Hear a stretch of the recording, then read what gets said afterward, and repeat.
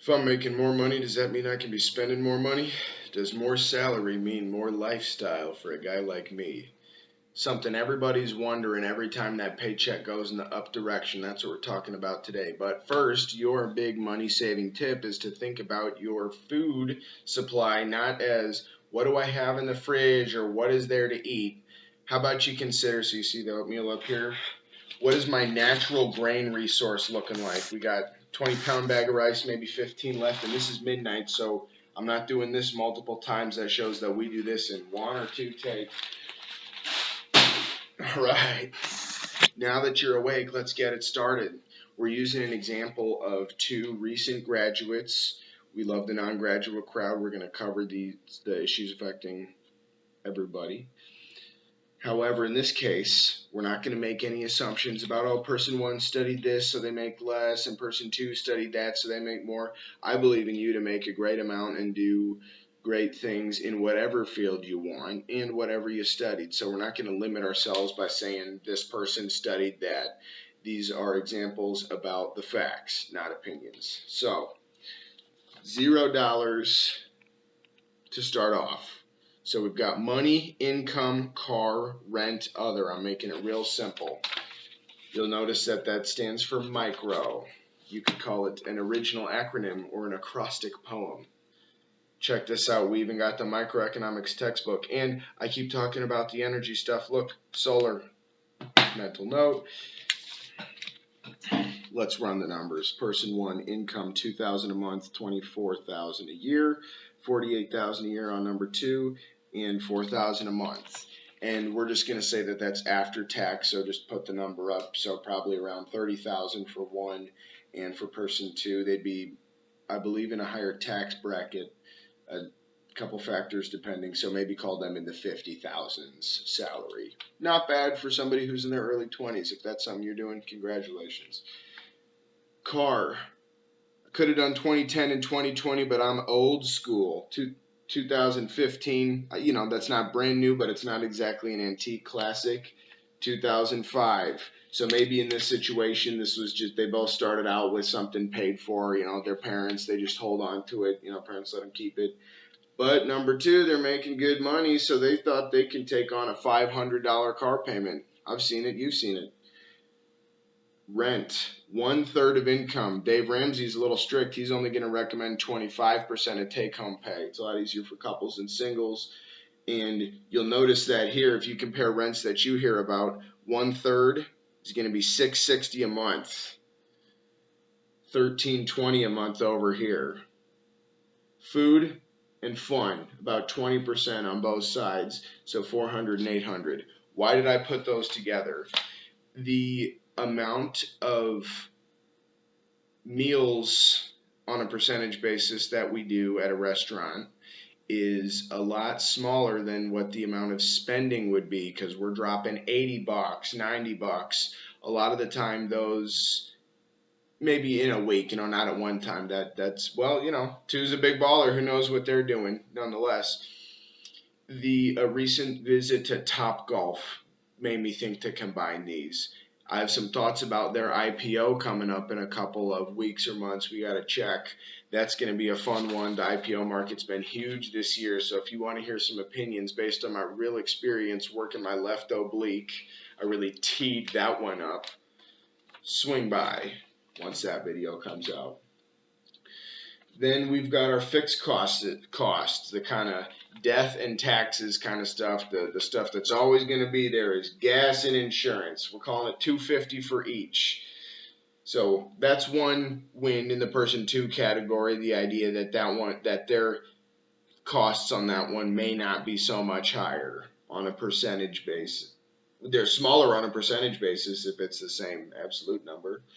Now, person two may be paying a little more on car insurance on the nicer car, but they also might be getting more workplace benefits, right? So hopefully person one, unfortunately they may have to pay a little more out of pocket for some of those other, insurance or health related things. Should they do it? And I encourage you to look into that as early as possible. Consider any 50 to 60-year-old, the question of benefits and reliable income is very, very top of mind. It only increases as you age. Something to remember. Total out the door per month, $13.10 versus $28.70. Leftover, we got $690 over here, $1,130 over here. So $3,900 saved up to get a 3 months emergency fund. Again, this is a Dave Ramsey piece. He says 3 to 6 months. And then we're going to divide that by 690, so it takes 5.7 months to get there. And then for the 6 month, 7860, it's going to take 11.4 months. So in less than a year to get onto the high end of emergency fund would be enough for person one to give themselves a pat on the back. Number two,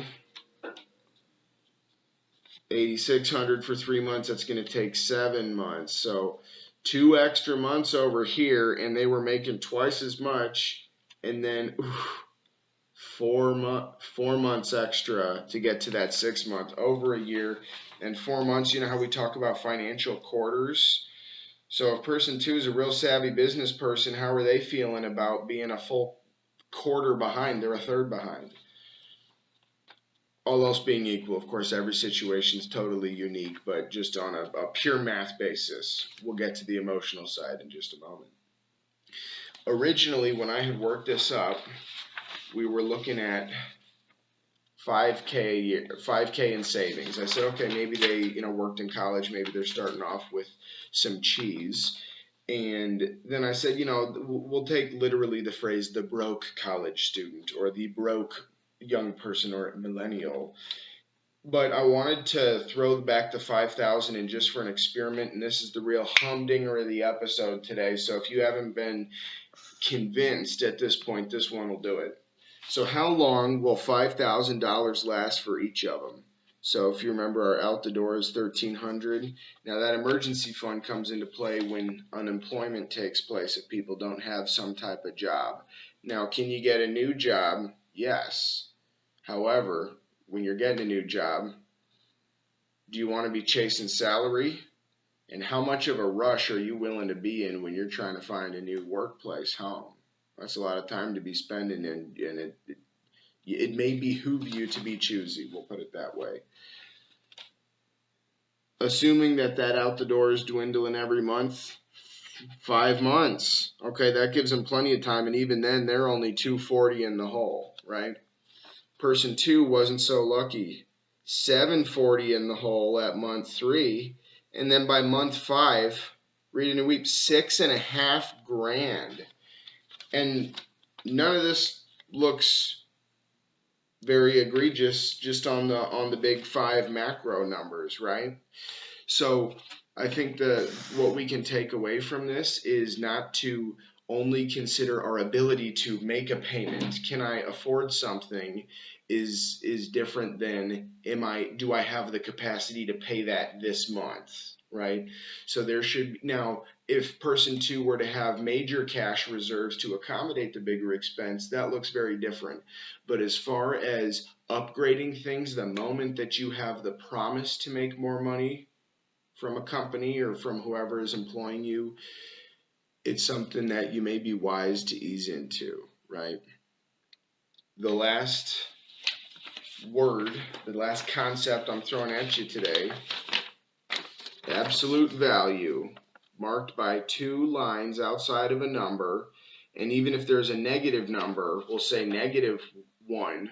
The absolute value is 1 because that's its distance from 0.